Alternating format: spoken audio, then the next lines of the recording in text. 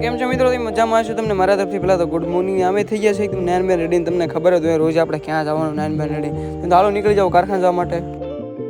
રોજની જેમ કારખાને જેમ પોગવાનું એવી રીતે જ કારખાને પોગીને ખબર પડી કે આપણે મિત્ર દેવપતિ કરી નાખ્યો. તો આપણે તો ખાલી જે કરવાનું ભગવાન કરી નાખી આપણે જે બે હાથે ને ભાઈ લોટ તો આપણે કાલે રાતનો ચાલુ કરીને વહી ગયા. લોટની અંદર કઈ બળતરા હતી ને તમને દેખાડો કઈ ડિઝાઇન હું હાલે તમને જો આવડી કાંઈક ડિઝાઇન હતી આવી કાંઈક ડિઝાઇન હતી તમને ફરીવાર પાછી દેખાડ દઉં. એટલે કાંઈક નંગ ઉપર તમને ફરીવાર દેખાડો હાથોડો આવી ગયો.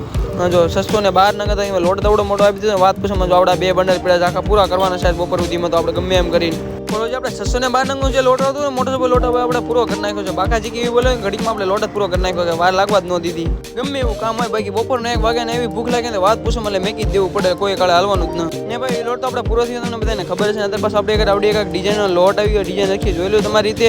એટલા કાગડા 2 બંડલ હતા જે લોટને છાપવાના હતા. આપણે 2 બંડલ આવ્યા હતા. જો બોલો હવે પછી આપણે એની ડિઝાઇનમાં પાછા પટ્ટા આવી ગયેલા. આવડે ફ્રેમ તો કઈ સાફ કરવાની નથી. પછી એની પર ડિઝાઇનમાં આપણા પાસે એવડા પટ્ટા છાપવાનું ચાલુ કરી દે. એટલા કાંક પટ્ટા હતા તમે જોઈ લો છો. પછી કહેતા નહીં બાકી રહી ગયા એમ બરોબર.